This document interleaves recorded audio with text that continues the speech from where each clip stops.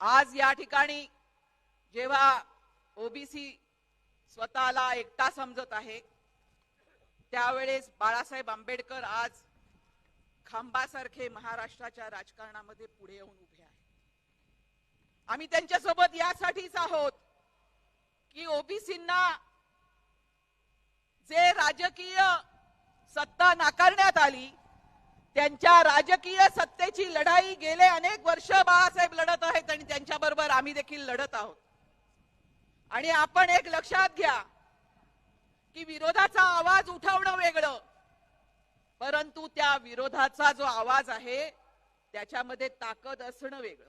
बाळासाहेब आंबेडकरांचं नेतृत्व हे महाराष्ट्रातलं असं नेतृत्व आहे की त्यांनी आवाज दिल्यानंतर हळूहळू हे जे ओबीसींच्या विरोधामध्ये कोलेकुई करणारे होते त्यांची कोलेकुई थांबलेली आहे आणि ते आपापल्या घरट्यामध्ये परत गेल्यासारखे वागत आहेत.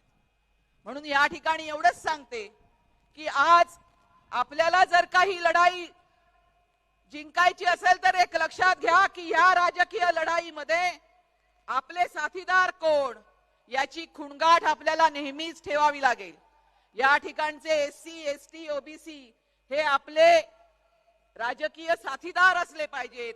त्यांच्या साथीशिवाय आपण ही लढाई जिंकू शकत नाही.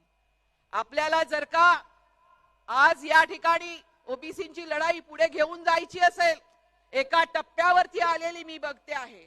कारण ह्या आरक्षण यात्रेदरम्यान महाराष्ट्रामध्ये फिरत असताना गावागावामधून हा दबलेला ओबीसी बाहेर येऊन या यात्रेची मोठ्या आनंदाने स्वागत करत होता. हे पाहिलं आम्ही आता गेल्या 15 दिवसामध्ये हा ओबीसी मोठ्या प्रमाणावरती गावागावामध्ये पुढे आलेला आहे.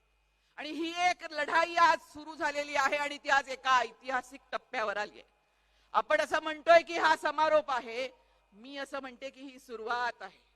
आपल्याला जर का इथून पुढे ही लढाई जिंकायची असेल, या ओबीसीने सोबत येऊन या ठिकाणी आपल्याला जर का एक राजकीय सत्ता परिवर्तन, सामाजिक पुनर्रचनेची जर का आपल्याला या ठिकाणी करायची असेल तर आपल्याला 100 आमदार निवडून आणायचा देखील आपण निर्धार केलेला आहे. ही घोषणा आहे आपल्या या यात्रेची. या ठिकाणी आपण सर्वजण आलेले आहात. आपण ही जी लढाई या ठिकाणी उभी केलेली आहे, या लढाईसाठी आपण सर्वांनी सज्ज होऊया एवढं आवाहन मी या ठिकाणी करते.